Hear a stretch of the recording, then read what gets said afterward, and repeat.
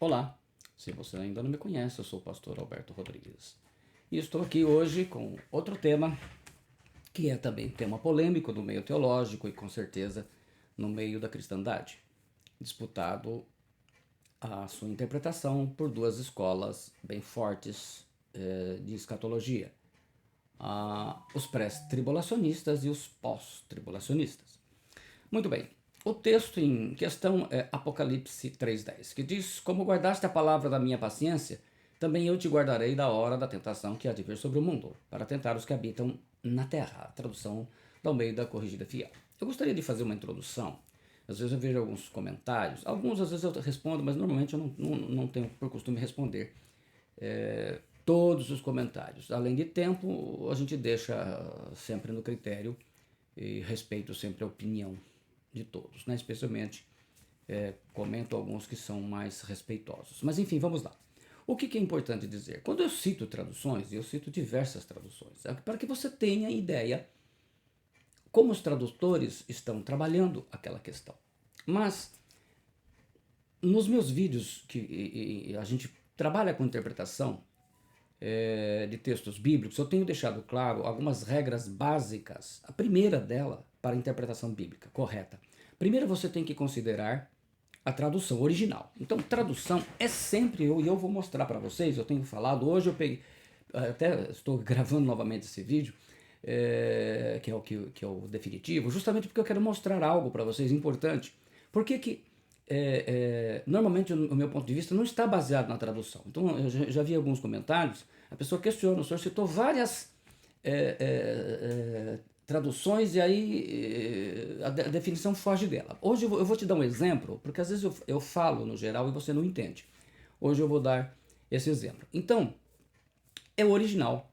Por que a gente cita também, uma das questões que tem sido polêmicas aí, por que a gente cita os costumes da época? Porque toda palavra que veio de Deus, seja pelos profetas no Antigo Testamento, pelos apóstolos no Novo, ela encontrou uma situação. Havia uma situação real e veio uma palavra corrigindo. Então a gente precisa entender. É claro que os costumes mudam, a palavra não. A gente precisa entender o que era uma questão do momento e o que era as questões que são tratadas para sempre na vida da igreja, correto? Então, por exemplo, o apóstolo Paulo fala sobre para Timóteo sobre como ele tinha um problema de estômago, que ele tomasse um pouco de vinho. Ora, gente, vamos lá. Isso é uma coisa de um contexto. Ele estava enfermo e na época o que se tinha era isso. Então ele é contextual. Nos nossos dias, não podemos aplicar isso. Eu, por exemplo, vivi até o ano passado que o senhor me curou, vivi com problema de estômago. Não vou seguir essa regra. Então a gente precisa entender. A gente mostra, sempre vou mostrar o problema da época, a situação cultural da época, o problema e a palavra, para depois a gente contextualizar. O fundamento ele não muda. O que muda são as circunstâncias, correto? Então vamos lá. Por que traduções? A revista é atualizada, que é a tradução, até onde se sabe, é a tradução mais difundida no país. No Salmo 14:7, na primeira versão dela, uma versão bem antiga, eu tenho as três versões. Na primeira versão dela, ele diz assim: Oxalá de Sião viesse já a salvação de Israel quando o Senhor restaurar a sorte do seu povo. Então exultará Jacó e Israel se alegrará. Oxalá de Sião. É uma interjeição hebraica, é Natan. Essa palavra hebraica, ela significa queira Deus, tomara que, prover a Deus. O que aconteceu? Causou um impacto muito ruim para o meio evangélico, porque aí olhavam-se aqui e diziam assim, olha, tá vendo, Oxalá está na Bíblia. Oxalá a entidade do candomblé. E isso distorce do original, porque não tem nada a ver. Aí eles fizeram uma correção. Por que a gente não pode ver? Bem, se você se basear nessa tradução. Aí fizeram uma tradução, a segunda, que é uma tradução que tem um pouco mais aí de 25 anos. A minha edição aqui de 98, 97, provavelmente. Aí eles fazem uma correção sobre esse texto. Então ele fica assim, tomara de Sião viesse já a salvação de Israel. Quando o Senhor restaurar a sorte do seu povo, então exultará Jacó e Israel se alegrará. Então ele tira o Oxalá, por quê? Porque essa palavra, além, ela em termos em português, ela tem sentido duplo. sentido dúbio, porque o original não quer dizer isso, mas em português poderia ser aplicado. Só que aqui já tem uma outra definição muito mais forte de Oxalá. Ninguém fala Oxalá eu fosse isso, Oxalá o Brasil ganhasse a Copa. Não, a gente fala tomara, queira, correto? Então é onde eles colocam assim. Aí veio a terceira tradução, que é uma tradução mais, a terceira revisão que fizeram, chamada Nova Almeida Atualizada, ela é bem mais recente, de 2017, e eles mudam isso e corrigem. Olha, quem dera que ficou melhor a expressão hebraica, quem dera que de Sião viesse já a salvação de Israel, quando o Senhor restaurar a sorte de seu povo. Jacó exultará, Israel se encherá de alegria. Então, eu mostrei para vocês 3 revisões. Então, assim, ainda que eu cite muitas traduções, ela nunca é a base, porque você não pode, uma regra básica de teologia é que você não pode criar uma doutrina com base em tradução. Então aqui eu mostrei para vocês as revisões, 3 revisões, num período em que nós estamos vivos, não foi nem centenário, né? Que a gente viu a primeira, a segunda e a terceira. E corrigindo agora, fazendo uma definição melhor da tradução da palavra do Senhor no original. Então vamos lá. O texto em questão, Apocalipse 3:10. Mas antes da gente analisar Apocalipse 3:10, eu preciso mostrar para vocês. Vamos visualizar, porque o que é a questão? A questão é: a igreja passa ou não passa pela grande tribulação? Pós-tribulacionistas acreditam que a igreja passa por toda a grande tribulação. Eu explico em detalhes no meu vídeo falando sobre passar a igreja sobre a grande tribulação. São 4 vídeos, lá a gente aborda isso de uma forma bem mais ampla em 4 vídeos. E os pré-tribulacionistas acreditam que 1 Tessalonicenses 4, 13 ao 18 se cumpre antes da grande tribulação. Então, esse texto ele é usado pelos dois lados. E aí a gente vai trazer para você e deixar vocês fazer a sua conclusão. Naturalmente que eu sempre dou a minha posição, entendeu? Agora, você é livre para fazer a sua, tá bom? Então vamos lá. A questão é, passa a igreja pela grande tribulação? Então esses textos são utilizados. Mas antes da gente ver, vamos ver a visão de alguns textos que não são muito conhecidos e que são textos em que os apóstolos falam sobre o tema. 1 Tessalonicenses, capítulo 1, versículos 9 e 10. O apóstolo Paulo escreveu: porque eles mesmos anunciam de nós qual a entrada que tivemos para convosco, e como dos ídolos vos convertestes a Deus, para servir a Deus, o Deus vivo e verdadeiro, e esperar dos céus o seu Filho, a quem ressuscitou dentre os mortos, a saber, Jesus, que nos livra da ira futura. O apóstolo Paulo ensina que os crentes esperam o Senhor Jesus Cristo dos céus para livrar a igreja da ira futura, a ira de Deus e do Cordeiro, que é a grande tribulação. Livrar aqui traduz o termo romai, o termo grego, que significa livrar com o sentido de salvar alguém mediante o uso de força. O termo coloca ênfase na grandeza do perigo do qual se é livre por meio de uma intervenção poderosa. Então ele usa esse termo para dizer que a igreja será nos livra da ira futura, a ira de Deus e do Cordeiro, que no Apocalipse é a grande tribulação. Resgatar, libertar, quer dizer a palavra. A preposição ek, que será um dos temas a ser abordado no texto do Apocalipse, ela tem o sentido de vir para fora. E ele fala, e esperar dos céus, ek, para fora dos céus. Ressuscitou dentre os mortos, ek, para fora dos mortos. Que livra da ira futura, ek, para fora da ira. A palavra ira traduz a palavra grega orgei, ira no sentido de punição, de julgamento. Aqui ela aparece acompanhada por um artigo definido, de forma que não se refere a uma ira qualquer, mas a ira futura, vindoura, que é a grande tribulação, é o período da 70ª semana, conforme o profeta Daniel recebeu a revelação do anjo. Jesus Cristo virá dos céus para livrar a igreja da ira futura, através do arrebatamento que o apóstolo escreve no capítulo 4, que isso tudo está dentro da primeira carta aos Tessalonicenses.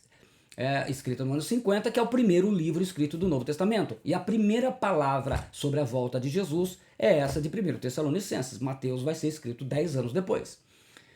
Então a igreja não está destinada à ira de Deus na grande tribulação, com base nesse versículo. Também temos em 1 Tessalonicenses 5:9. Temos que observar os seguintes ensinamentos. E que diz assim, usando a tradução da Almeida Revista Atualizada.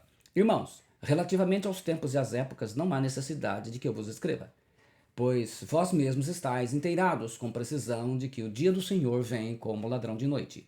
Depois de ensinar sobre o arrebatamento, lá no capítulo 4, versículos 13 a 17, o apóstolo Paulo descreve o dia do Senhor, ou a tribulação, no versículos 5 e 9.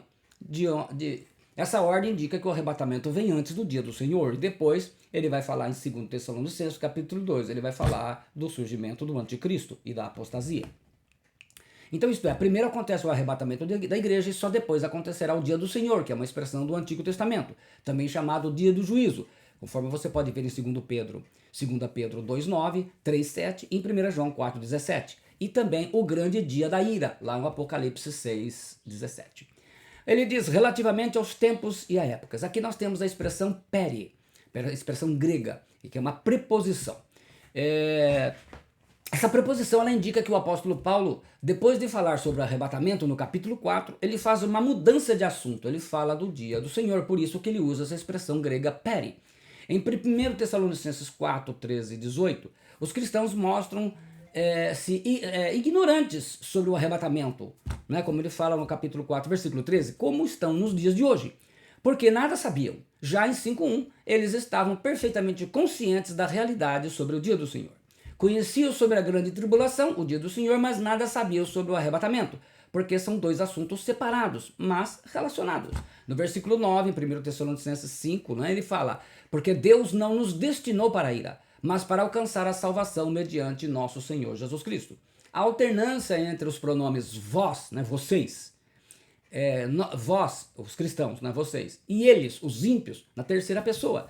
E a gente vê lá em 1 Tessalonicenses 5, do 1 ao 2, ele fala, pois vós mesmos, então vocês mesmos, né, vocês cristãos, estáis inteirados com precisão de que o dia do Senhor vem como ladrão de noite. No versículo 3 ele coloca, aqui usando a King James Fiel, porque quando disserem paz e segurança, então repentina destruição virá sobre eles, os ímpios, como as dores de parto a mulher grávida, e não escaparão. Então, ele fala exatamente de duas situações e ele usa pronomes diferentes, quando ele se refere a sair da ira e quando ele se refere, no caso aqui, ao período da destruição que virá em seguida, né? Quando disserem paz e segurança. Então, no meio de guerras e conflitos econômicos, paz e segurança será dito. Isso indica que há dois grupos distintos. O dia do Senhor virá sobre eles, os ímpios, os não salvos.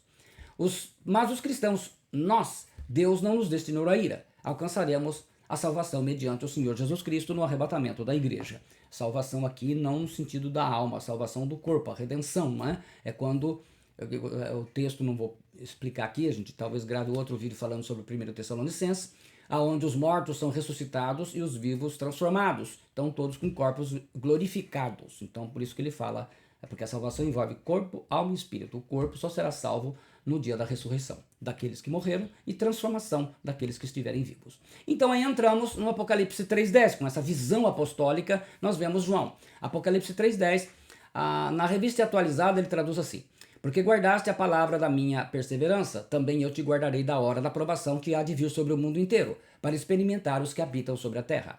Como guardaste a palavra da minha paciência, também eu te guardarei da hora da tentação que há de vir sobre todo o mundo, para tentar os que habitam a terra. Também ele mantém a frase guardarei da, né? Essa eu não tinha citado ainda, né? Também temos bastante pessoas que gostam da Almeida Revista e Corrigida, a ERC. Como guardaste a palavra da minha paciência, também eu te guardarei da hora da tentação que há de vir sobre todo o mundo, para tentar os que habitam na terra. Também ele mantém a frase guardarei da.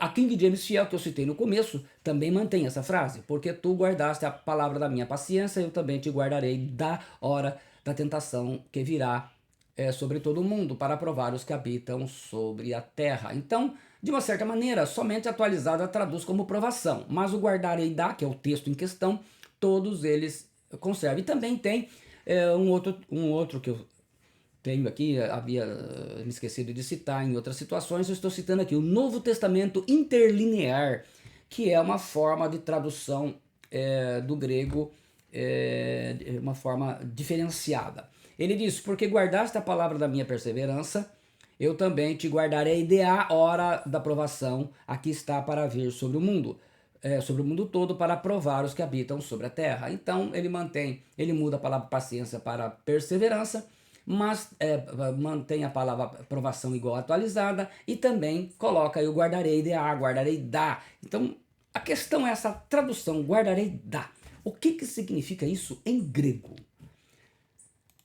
Agora, é importante a gente ver que essa promessa é para todas as igrejas, porque no versículo 13 ele fala, quem tem ouvidos, ouça o que o Espírito diz às igrejas. Então, essa promessa, ela é para toda a igreja do viva, a igreja que estará aqui no momento que começar a grande tribulação. Então, a questão é essa, a igreja vai ser guardada durante a ou de entrar na grande tribulação. Então, vamos lá. Guardar, o verbo aqui é teirel. Ele significa reter ou reservar para o futuro, obedecer aos mandamentos. Ele também significa agarrar, proteger com uma guarda militar. Também significa conservar uma filha em casa solteira para não entregá-la em casamento. Então é sempre no sentido de preservação, né? Guardar e preservar. Aí nós temos a palavra, o interlinear. Novo Testamento interlinear e Almeida Revista e Atualizada traduzem como provação. E as outras traduções aqui, a King James, a Almeida Corrigida, a RC, todas essas traduções que eu citei, eles optaram por traduzir como tentação, que traduz a palavra grega pirasmos, que significa submeter à prova, provação em teste, tentação na submissão em teste, teste permitido para passar em aflições e provar a fé.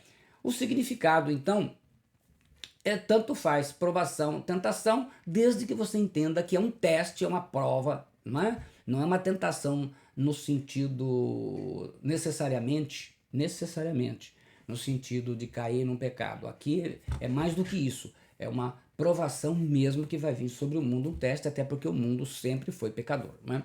Aí nós temos a expressão grega. O significado correto da expressão grega tereoek, guardar dá.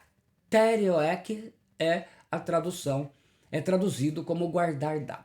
Os pós-tribulacionistas, aqueles que acreditam que a igreja passa por toda a tribulação, que o arrebatamento vai, 1 Tessalonicenses vai acontecer 4, né, vai acontecer junto com o Apocalipse 19, então uma espécie de, a gente aborda isso também no meus vídeos anterior, né, uma espécie de Jesus vem, a igreja é arrebatada e ele volta e desce com ele.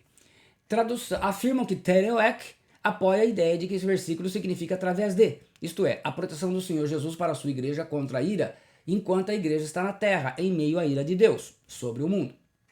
Os pré-tribulacionistas creem que tereoek apoia a ideia de tirar de, isto é, que Jesus vai guardar a igreja para fora da grande tribulação, quando do arrebatamento, então 1 Tessalonicenses 4 acontece antes de Apocalipse 6. Como que a gente resolve essa questão? Tá aí, né? Ek, a expressão ek, em grego, ela significa, é o problema, ela significa para fora de, êxodo, remover, significa em, na, dentro de. Então ela pode significar tanto para fora de, como para dentro de. Então pegando apenas essa expressão, a gente poderia entender das duas formas, que a igreja passaria, né, estaria sendo preservada dentro da grande tribulação ou para fora, ou não entraria nela.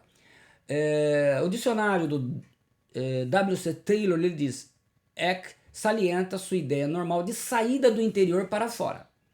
O único uso, aí a gente tem aquela situação, como é que a gente vai fazer para definir? Qual lado? A gente tem que ver essa expressão, se ela se repete na Bíblia, porque o que é importante? Ver o texto no original, como ele foi usado, especialmente por Jesus, porque essa fala é de Jesus. Então vamos ver qual a fala de Jesus que repete essa palavra no original. Veja bem, estamos falando do original. O único outro uso de tereoek nos lábios do Senhor Jesus aparece em João 17,15, que também é do mesmo João. Então veja bem, nós já temos uma solução segura. O apóstolo João escreveu o Evangelho de João e ele escreveu o Apocalipse. E ele usa nas palavras de Jesus essa expressão duas vezes. Essa do Apocalipse e a de João. Vamos ver, através da de João, a gente pode resolver a questão. Ele diz, no Evangelho de João 17,15 está escrito assim: não peço que os tires do mundo, e sim que o guardes do mal. Aqui está tereuek. Se nós aplicarmos o sentido de tereuek, defendido pelos pós-tribulacionistas, dentro de, então a gente tem que entender que Deus vai guardar o seu povo dentro de Satanás, dentro do mal, dentro do maligno, o que não tem nenhuma possibilidade. Fica bem claro que o sentido correto de tereuek é para fora, porque Deus guarda o seu povo mantendo-o fora do maligno, fora de Satanás. Charles Riddell, ele afirma, se Jesus quisesse dizer dentro, através, porque ele não usou a preposição grega para comunicar claramente isso? Porque o que acontece? O grego não é como o português. E nós, aqui, nós sempre falamos, sempre de uma palavra só. O grego tem várias. Então, para dizer isso, tem várias expressões. Então, esse estudioso ele diz o seguinte: esse significado do texto, como en, ele poderia se utilizar da expressão grega en, que significa dentro, com, por. Então, por exemplo, que Jesus usou, Mateus 6,5, ele traduz, está lá: e quando orares, não sejas como os hipócritas, pois se comprazem em orar em pé nas sinagogas, aqui está en, correto? E as esquinas das ruas para serem vistas pelos homens. Em verdade vos digo que já receberam o seu galardão. Nas sinagogas, en, dentro das sinagogas, né? Então, essa expressão, em, com, por, na, mas dentro, isto é, dentro das sinagogas, ele poderia usar essa expressão, que ele já havia usado em Mateus, correto?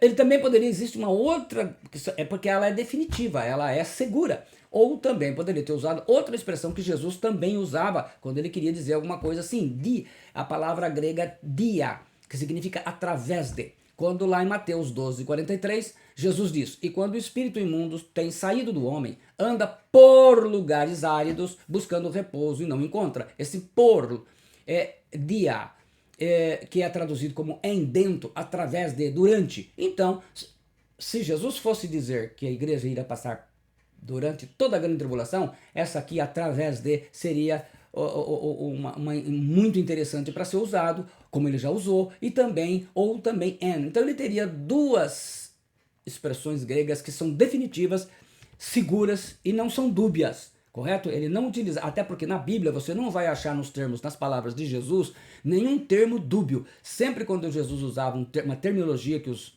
evangelistas transcrevem, elas são sempre seguras, elas são sempre definitivas, objetivas e claras, né? Não há assim, então, o sentido de tereuek em Apocalipse 3:10 é: eu te guardarei para fora da hora da provação que há de vir sobre o mundo inteiro, para experimentar os que habitam sobre a terra. Portanto, a promessa do Senhor Jesus para a sua igreja é que ela ficará fora da grande tribulação e por isso será arrebatada antes da grande tribulação. Agora é bom e importante de ver que a promessa lá não é para todo tipo de crente, porque essa promessa foi dada para qual das igrejas?